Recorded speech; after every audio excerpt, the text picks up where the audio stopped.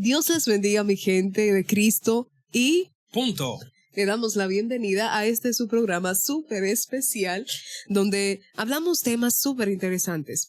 Y en el día de hoy no es la excepción, pero antes nos acompaña nuestro hermano Evrida Cruz y Verónica Gil. Tenemos como tema retos y desafíos en la juventud cristiana. La juventud es una etapa de fuerza, es una etapa de impulso, es una etapa donde los jóvenes tienen muchos sueños, tienen muchas metas que lograr, tienen tantas cosas en mente que muchas veces ni se llegan a decidir. Es una hermosa etapa. Incluso la misma Biblia nos habla en Eclesiastés de que nos alegremos. Alégrate, joven, en tu juventud y tome placer tu corazón en los días de tu adolescencia. Es una hermosa etapa. ¿Qué usted nos dice de eso, líder? Amén. Fíjese, en la Biblia solo 2 personas han vencido al maligno: Cristo y la juventud. Interesante. El apóstol dice: os escribo a vosotros jóvenes porque sois fuertes y han vencido al maligno. Entonces en la Biblia solo Cristo y los jóvenes vencieron al maligno. Así que la juventud tiene poder. Claro. Nosotros vivimos en una época donde la juventud ha ignorado ese poder que tiene, esa autoridad de parte del Señor, pero está vigente. Ahí está la fuente. Ahí está la fuente. Amén. Y así como la juventud está también llena de vida, y como usted acabó de mencionar, está la fuerza, y en varias partes de la Biblia nos afirma esto, también tiene como de baja, tiene como caída. Pero ¿por qué en esta etapa la juventud es tan propensa a caer? Para mí la palabra que arropa todo eso se llama compromiso. Porque nosotros, los jóvenes, hemos creado, lamentablemente, compromiso con todo menos con Dios.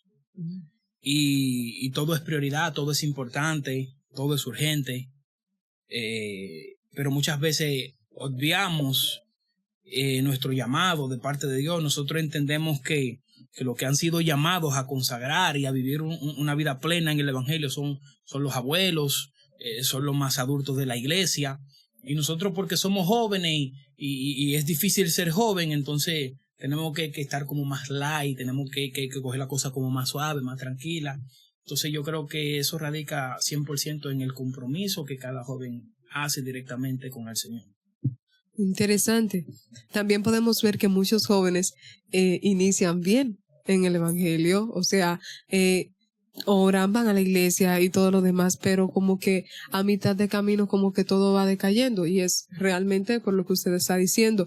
Cuando llegan ya los compromisos, le damos más prioridad a las cosas materiales, el trabajo, los estudios, y no es que no sean importantes, sí son importantes, pero no priorizamos lo que realmente vale la pena, que es la relación con Dios. Amén. Fíjate, la juventud es una de las etapas del ser humano donde tiene, digamos, más fuerzas físicas y pudiera hacer más cosas. Entonces, por eso yo entiendo que el enemigo ataca a la juventud, porque entiende que tiene una fuerza que probablemente no va a encontrar en los niños, no va a encontrar en las mujeres, o no va a encontrar en ya un adulto avanzado, pero sí la va a encontrar en un joven. El problema es que la juventud ha decidido utilizar esa fuerza, esa capacidad, esos dones, ese talento que Dios le ha dado para invertirlo en otras cosas que no son quizás probablemente directamente a lo que Dios le ha llamado. Nosotros estamos viviendo una era, y no es un secreto, donde tenemos muchos jóvenes exitosos a niveles académicos. Tenemos muchos jóvenes exitosos en lo que hacen, que son buenos en lo que hacen, pero le han dado quizás poca importancia a lo que es servir enteramente a Dios. Y no estamos cuestionando ni diciendo que es malo ser un académico de nivel, ¿verdad? Sí hay que estudiar, y los cristianos tienen que pasar con buena nota, los cristianos no pegan chivo, los cristianos tienen que ser buenos estudiantes, eso es así, los cristianos tienen que graduarse, son más laude, pero los cristianos, aunque estudien, aunque quieran ser buenos los estudios, tienen que entender que también tienen que ser buenos cristianos. O sea, yo no puedo ser simplemente un buen estudiante, un buen profesional, y ser un cristiano mediocre. Yo tengo que ser un buen profesional, pero por encima de esas cosas yo tengo que ser un buen cristiano, porque antes de yo ser un doctor, antes de yo ser un abogado, antes de yo ser un ingeniero, yo soy un hijo de Jesucristo lavado con su sangre, que es más que todo eso. Entonces, como yo soy un hijo de Cristo lavado con su sangre, yo tengo que darle la prioridad y el nivel que eso merece. Muchas veces también, como algunos retos también de la juventud, podría ser las influencias sociales, las influencias de amistades, lo que hay a nuestro alrededor, y es como hablábamos al principio detrás de cámara, y es el sistema también que nos impulsa, que nos dice, que nos predice qué es lo siguiente en tu vida. Así es. Explícanos un poco de esto. Así es. Por ejemplo, uno, cuando ya llega a la edad que uno puede trabajar, el sistema te dice, oye, ya tú trabajas, tú tienes que comprarte un vehículo, un carrito, un motor, un asunto, y tú te compras un carro.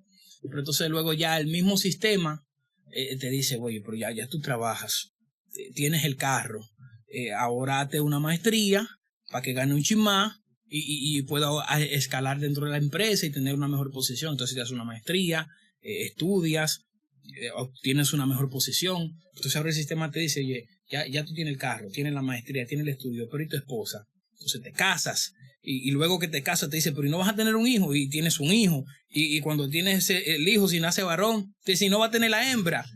Porque la gente siempre quiere que tú tengas una pareja. Entonces después si tú tienes una hembra, te dice, pero ahora tú tienes el estudio, la posición, la esposa, la hembra, el varón, el carro, pero no tiene casa. Entonces tiene una casa y después que tiene la casa, entonces el sistema te dice, ahora no va a tener un perro. Tiene que tener un perro, entonces tú compras un perro y después dice, pero también para que todo esté complementado, tiene que tener un gato. Y nosotros, si nos envolvemos en esas cosas, estaremos siempre en un círculo donde el sistema siempre va a demandar más. Todas esas cosas son buenas, pero son buenas dentro de su tiempo. El problema de la juventud es que los jóvenes quieren las cosas a vapor, todo expreso, todo rápido. Entonces, para todo hay que pagar un precio. Para todo hay que hacer un sacrificio. Y donde está erradicando el problema en la juventud, que todo lo quiere rápido. No quiere hacer proceso, no quiere pasar centro. Y nosotros tenemos que entender que los procesos y los centros que estamos pasando dentro de nuestra juventud nos pueden servir como experiencia en el mañana. Quizás mañana ya cuando seamos padres, cuando seamos esposos, cuando tengamos ciertas responsabilidades que quizás no tenemos ahora, llegarán momentos de prueba y cosas a nuestras vidas que para enfrentarla y pasarla consciente debimos haber pasado anteriormente una prueba o haber pasado algún examen anteriormente, que volamos ese proceso. Entonces ahora en el futuro no tenemos las herramientas necesarias para poder enfrentar esa situación. Mire, mientras usted hablaba en cuanto a lo del sistema y esa nomenclatura, yo me acordaba de una historia que estaba leyendo esta mañana de Usías, y era un rey, pero empezó su reinado desde muy joven. Pero lo que me parece más llamativo y es que aún siendo joven tuvo éxito. Amén. Pero ¿por qué tuvo éxito? Porque procuró en buscar a Dios siempre y procuró estar ahí en la voluntad del Señor. Permaneció ahí buscando al Señor. Entonces, podemos ver que fue exitoso, fue logrando, fue venciendo las batallas y las guerras. Entonces, ¿cuándo fue que como decayó? Cuando se alejó su corazón, cuando él se vio fuerte, su corazón como que se enalteció y pensó que ya no necesitaba de Dios, porque él ya es fuerte. Entonces, él se alejó un poco de Dios, entonces empezó a hacer cosas que no eran de su responsabilidad. Y lamentablemente, por esas pequeñas acciones, por esas acciones y decisiones, murió siendo leproso, un rey que se había creado un baluarte, algo grande. Murió siendo leproso. Todo por apartarse del Señor. Y es que el éxito es malo. Y es que el ser uno de los mejores en la clase es malo. Y es que el ser el mejor empleado o tener empresas y todo lo demás es malo. No, no es malo. Lo malo está en cuando nosotros dejamos al Señor. ¿No es así, líder? Amén, es así. Nosotros estamos hablando de la juventud cristiana, de los retos y desafíos que presentan. Y muchas veces los retos y los desafíos que estamos presentando, nosotros hacemos responsable totalmente al enemigo, pero ciertamente muchas de esas cosas son consecuencias de nuestros actos. Como dije al principio, la juventud es clave dentro de la humanidad, dentro de la iglesia. La juventud es clave. Incluso por eso el apóstol le dice a su hijo Timoteo en un determinado momento: ninguno tenga un poco de juventud. Y porque tú, siendo joven, tú puedes ser ejemplo de los creyentes. Le dice: tú tienes que ser ejemplo en palabras, tú tienes que ser ejemplo en conducta, tú tienes que ser ejemplo en amor, tú tienes que ser ejemplo en pureza, tú tienes que ser ejemplo en espíritu, tú tienes que ser ejemplo en fe. Amén, ¿verdad? Entonces, nosotros entendemos que los jóvenes son importantes para Dios, para la iglesia, para la humanidad. Pero los jóvenes estamos siendo responsables al enemigo de ciertas cosas que están sucediendo por decisiones que nosotros estamos tomando mal. Si tú tienes, por ejemplo, en una iglesia 10, 15 jóvenes cristianos, tú le preguntas: ¿usted qué quiere ser? Probablemente te va a decir uno: yo quiero ser un doctor, yo quiero ser un abogado, yo quiero ser ingeniero. Pero nadie te va a decir que quiere ser pastor. Es casi imposible, improbable. Probablemente uno te diga: bueno, yo quisiera ser adorador. ¿Y usted no le gustaría ser un ministro? No, hermano, pastor. ¿Y cómo? Pero la palabra sigue diciendo que el que desea obispado, buena obra desea. Y la palabra del Señor sigue enseñando que hemos sido llamados para estas cosas, ¿verdad? Pero nadie quiere esto. Entonces, yo no estoy criticando ni diciendo que simplemente nos estamos enfocando quizás en estudiar. Yo estudié. Yo hice una carrera profesional, no estoy diciendo que es malo. Ahora, lo que yo estoy diciendo es que nosotros tenemos que detenernos como jóvenes y pensar entre las cosas que queremos y las que nos convienen. Porque muchas veces las cosas que queremos no son las que nos convienen en el momento. Si yo voy a ser un buen estudiante, yo no debo simplemente enfocar todas mis fuerzas, toda mi juventud en ser un buen profesional. Yo tengo que enfocar mi fuerza y mi juventud en ser un buen cristiano, que es a lo que fui llamado. Entonces yo creo que ahí es que radica el problema. Yo soy ingeniero, ¿verdad? Yo me hice ingeniero. Yo fui a la universidad, yo me hice ingeniero. Y he estudiado para ser buen ingeniero. Y creo que estoy dentro de lo bueno, creo. Porque estudié y me esforcé. Pero antes de yo ser ingeniero, ya yo era cristiano. Y yo fui llamado fue a predicar. Yo no fui llamado simplemente a hacer ingeniería. No, yo fui llamado a predicar el evangelio de Jesucristo.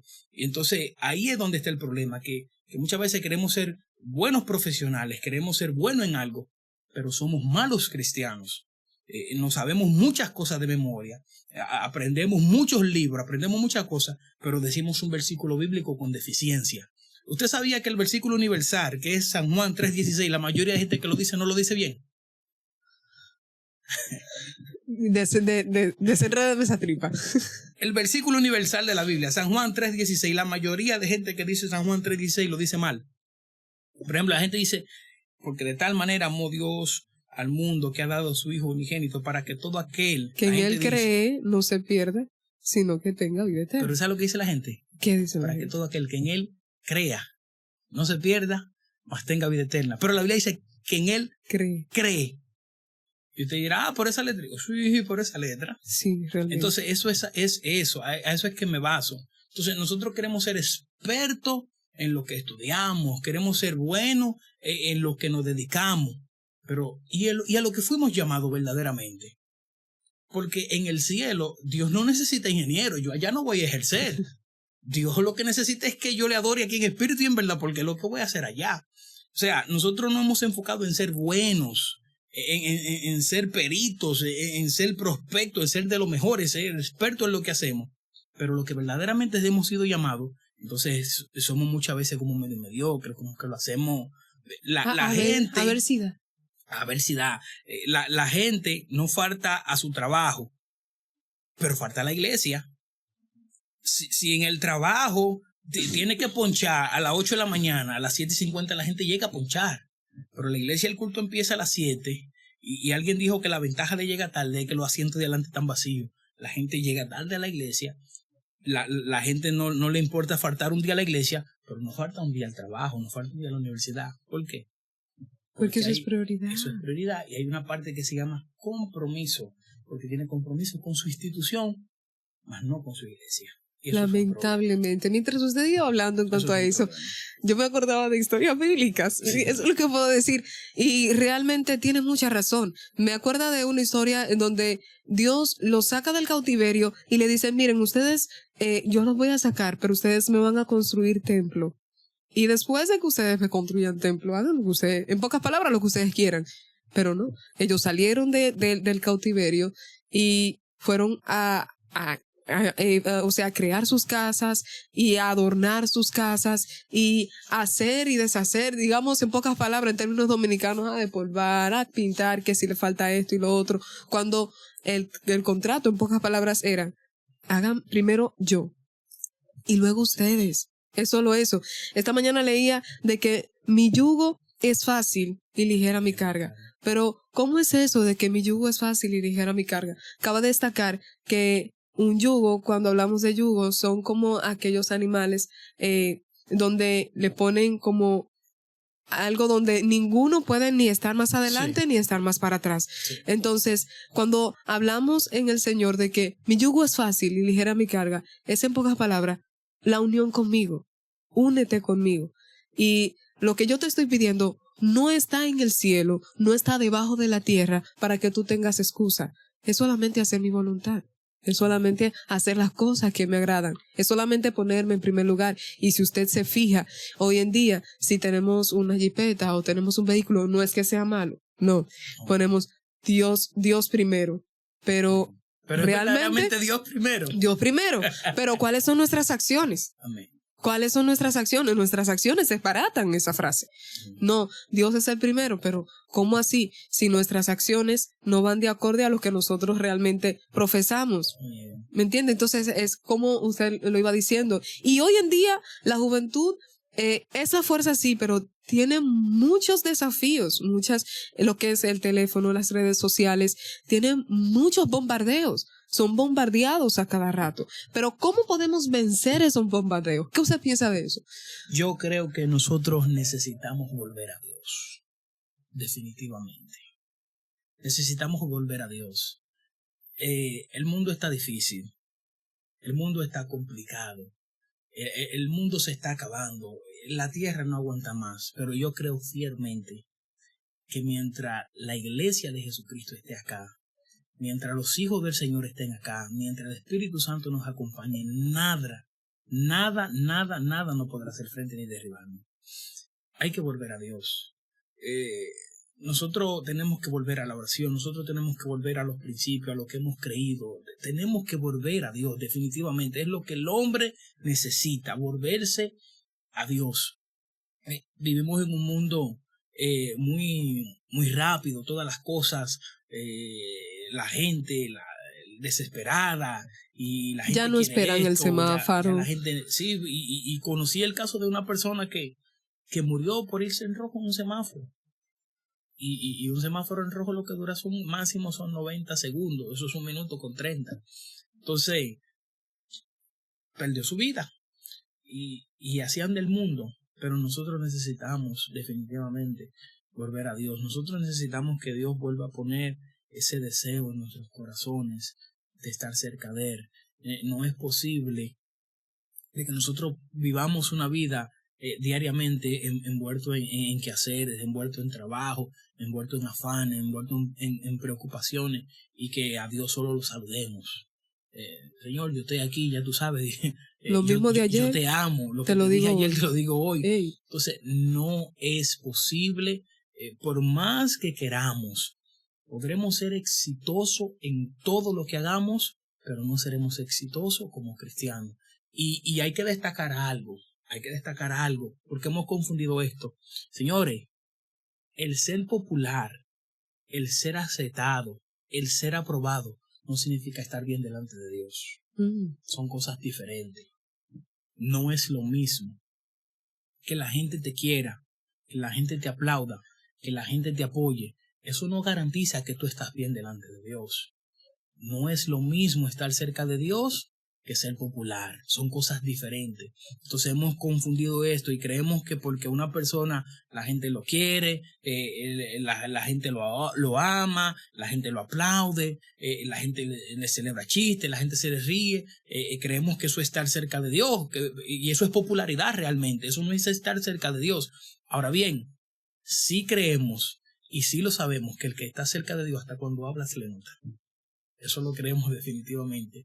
El que está cerca del Señor, cuando dice palabras, sus palabras no salen descompuestas, sus palabras salen acordes, y no necesariamente tiene que hablar con elocuencia, no necesariamente tiene que tener el mejor léxico, no necesariamente tiene que tener palabras rebuscadas, no tiene que tener un diccionario en la cabeza, pero las palabras que dicen, aunque las digan mal dichas, aunque le falten ese, salen con amor, salen con poder de Con Dios. esa esencia. Se siente la esencia de que Dios habita dentro de ese corazón. Por eso que Nabucodonosor, los siervos de Nabucodonosor, en pocas palabras, buscaban de último como que a Daniel, búsquenme a Daniel, porque que este sobresalía por encima de todos los jóvenes, los adultos, de todos aquellos que estaban en su época.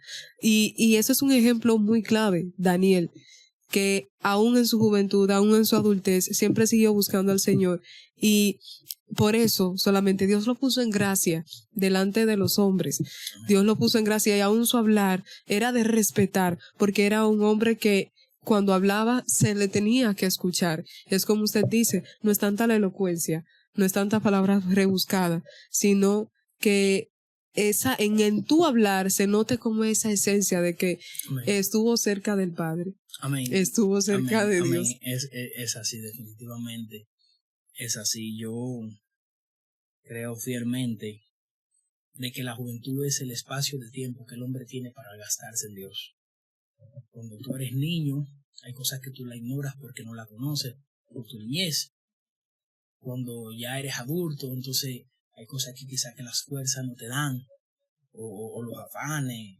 Tienes el conocimiento, pero no tienes la fuerza. Pero ya no puedes. Entonces yo creo que la etapa de la juventud, el tiempo de la juventud es la etapa donde el hombre y la mujer tienen que gastarse para Dios totalmente.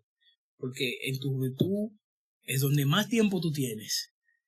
Es donde, y voy a decir esto, que lo escuchen, voy a decir esto. Probablemente alguien va a decir, no, porque yo tengo 2 trabajos, yo sé lo que trabaja mucho, no, porque yo hago esto, pero todos nosotros tenemos 24 horas todos los días. Aquí nadie tiene 20 horas, nadie tiene 18, nadie tiene 26, todos tenemos 24. Ahora, todos tenemos que saber cómo gestionaremos ese tiempo, porque de esas 24, si usted nada más usó 10 hoy, esas 14 que le faltan no se le van a poner al día de mañana. No. Mañana son 24 de nuevo. O sea, esas 14 usted la perdió. Entonces usted tiene que gestionar bien su tiempo, porque la juventud es la etapa donde usted tiene que gastarse para Dios. Cuando usted es niño hay cosas que la desconoce. Cuando llega adulto a cierta edad, quizás el tiempo no le da, o las mismas fuerzas, se desgasta físicamente, ya no puede. Entonces cuando usted es joven, usted puede hacer todo para gastarse en el Señor. Y vale la pena. Vale la pena. Dicho sea de paso, vale la pena gastarse para Dios en la juventud. Pero es que en Eclesiastés nos habla de que Eclesiastés 12, su versículo 1, acuérdate de tu Creador en los días de tu juventud, antes que vengan los días malos y lleguen los años de los cuales digan, no tengo en ellos contentamiento. Y más para abajo así dice el verso, sucesivamente. cuando se acaben las fuerzas, cuando se apaguen los ojos. Cuando los guardas de las casas tiemblen. O sea, y es como usted hablaba, y es como usted decía, que esa es la etapa tope, esa es la etapa de impulso, esa es la etapa donde debemos de correr en pos de Dios. Esa es la etapa donde debemos de hacer realmente lo que no es que en la adultez no, ni en la vejez tampoco, no es eso, sino aprovechar nuestra juventud, gastarnos para Dios. Cuando nos gastamos para Dios, yo creo que es mucho mejor. Pero, ¿qué consejo final usted le podría dar a esta hermosa juventud que nos está viendo? Como consejo, yo pudiera decirle a los jóvenes que hay tiempo de volver a empezar y de hacerlo bien para el Señor. La fama pasa. Incluso la Biblia dice que hasta la juventud es vanidad. Ujú. La juventud se va, llegan las arrugas, se caen los párpados, se van las fuerzas. ¿Y qué hicimos para Dios? Entonces, mi consejo es, todavía hay tiempo. Todavía hay tiempo. Podemos volver al Señor. Y repito esto, no es malo, ni estamos condenando que usted quiera estudiar, que usted quiera superarse. Esas cosas son buenas. Dicho sea de paso, estamos de acuerdo con eso. Y usted como cristiano, el cristiano no puede ser vago, lo primero. Y como líder, el y cristiano como. no puede ser vago, lo primero. Entonces, usted como cristiano tiene que tener aspiraciones. Usted tiene que tener deseo de superarse, de crecer. Usted tiene que querer estudiar. Usted tiene que querer ser profesional. Usted tiene que desear tener un buen trabajo. Pero lo que estamos diciendo es que sobre todas esas cosas, usted más que todo eso tiene que desear, anhelar ser un buen cristiano. A eso es lo que nos estamos refiriendo. O sea, no es que esas cosas sean malas, esas cosas son buenas. Todo el mundo quiere una jipeta, todo el mundo quiere una casa. Eso es bueno. ¿Y Dios está en contra de eso? No, definitivamente.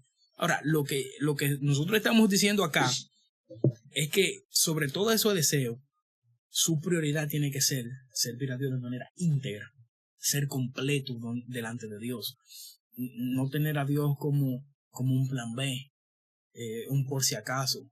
Yo le dije a una persona en una ocasión que Dios no tiene plan B, los planes de Dios siempre son A, porque los plan B, señores, los plan B son por si Él la falla, y a Dios no le fallan las cosas. O sea, Dios no tiene un plan B. Todos los planes de Dios son A, porque los plan B es por si Él la falla. Y lo que Dios hace no falla. Entonces Dios no tiene un plan B. Entonces nosotros no podemos tener a Dios como que es un plan B, como que es una segunda opción. Dios tiene que ser prioridad. Dios tiene que ser el centro. Dios tiene que ser lo primero. Yo tengo que pensar que cuando yo estoy en la universidad, cuando yo estoy en el trabajo, cuando yo estoy en el colegio donde nadie me ve, antes de yo cometer un error, Dios me está mirando. Porque yo no me debo simplemente a una sociedad, yo no me debo simplemente a una iglesia, yo me debo a Cristo. Y aunque mi pastor, o aunque mi líder, o aunque el que me conoce no me ve a Cristo, me está mirando. Y a Él es que yo me debo. Y antes de yo cometer un error y de yo pensar en qué puede decir el pastor, qué puede decir un líder, yo tengo que pensar qué va a pensar Cristo, qué va a decir Cristo de mí, porque a Cristo es que yo me debo. Amén. Entonces mi consejo es este: no es tarde para volver a Dios si nos hemos alejado en algún momento, y que Dios sea prioridad, que Dios sea primer lugar en nuestra vida, no una segunda opción, sino la primera. Bien, usted hablaba de que Dios no tiene un plan B, porque si tenemos un plan B es porque la falló, y como Dios no falla, su plan siempre van a ser A. Siempre. Entonces me acuerda a Jeremías capítulo 29 versículo 11, donde dice: porque yo sé los pensamientos que tengo acerca de vosotros, dice Jehová, pensamientos de paz y no de mal, para daros el fin que esperáis. En pocas palabras, ya Dios tiene tu historia escrita. Está tan al pendiente de cada uno de nosotros que ya ha escrito nuestra historia, ya nuestro final está firmado por Él. Ahora, ¿qué es lo que falta? Que nosotros nos decidamos a hacer conforme a su voluntad. Porque si nosotros caminamos donde Él nos dirige, nosotros vamos a ir haciendo aquello que está en su libro, aquello que ya está escrito, y vamos a llegar a ese final que ya Él firmó. Entonces, es como decía el hermano decía: tienes tiempo. Y yo digo que mientras hay vida, hay tiempo. Entonces, si pecaste, si caíste, si estás en una monotonía, si todavía no estás trabajando, porque nos enfocamos en cuanto al trabajo y todo eso, pero hay jóvenes que no están trabajando, ¿me entiende? Pero ¿en qué emplean su tiempo? Entonces, si todavía no estás trabajando, pero que tampoco estás tan centrado en los planes del Señor, ponte a pensar, y como dice Persis Melo, detente un minuto a pensar. Recuerda momentos atrás. ¿Qué es lo que Dios quiere para tu vida? Ponte a pensar. Entonces, Dios ya ha escrito una historia para ti. Dios ya tiene algo grandioso para ti. Solo falta que tú te decidas a buscarle, a tener una relación con Él, a tener una relación de amistad como con tus amigos, sentarte en tu cama, hablar con Él, llamarle, porque Él escucha. Él escucha cuando un corazón es sincero y se humilla. Él escucha. Entonces, tienes tiempo. Puedes levantarte otra vez. Levántate, búscale, que Él todavía te está esperando en el mismo lugar donde lo dejaste. Entonces, le damos gracias a usted por permitirnos entrar a sus hogares, estar en sus teléfonos y estar delante de ustedes. Gracias por dedicarnos este hermoso tiempo. Gracias por dedicarnos un poco de su valioso tiempo. Hasta la próxima y Dios les bendiga. Amén.